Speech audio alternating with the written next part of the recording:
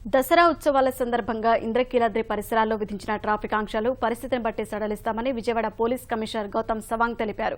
దుర్గగుడి వద్ద తాజా పరిస్థితి స్వయంగా పరిశీలించిన ఆయన క్యూ లైన్లలో ఉన్న భక్తులతో మాట్లాడారు. తాము 3-4 గంటలుగా క్యూ లైన్లలో ఉన్నామని, పోలీసులు ఇష్టారాజ్యంగా పంపించి వేస్తున్నారని భక్తులు ఆరోపించారు.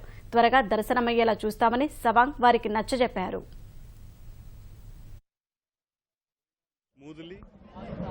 రాత్రి ఫ్రమ్ 12:30 మిడ్ నైట్ నుంచి 4:30 వరకు there was some crowd. Pressure కొద్దిగా ఎక్కువ ఉండేది, కానీ ఇప్పుడు వరకు అన్నీ స్ట్రీమ్ లైన్ అయిపోయినారు. అంటే పైన వచ్చిన వరకు కొద్దిగా కొందరికి కొన్ని లైన్లు ఇబ్బంది పడినారు. Otherwise everything is very smooth. The arrangements by all the temple authorities, municipality, అన్ని శాఖలు మంచి ఏర్పాట్లు చేశారు. ఇది పోలీస్ వైపు నుంచి కూడా the arrangement, I see that our officers and men and staff are on duty since mid night.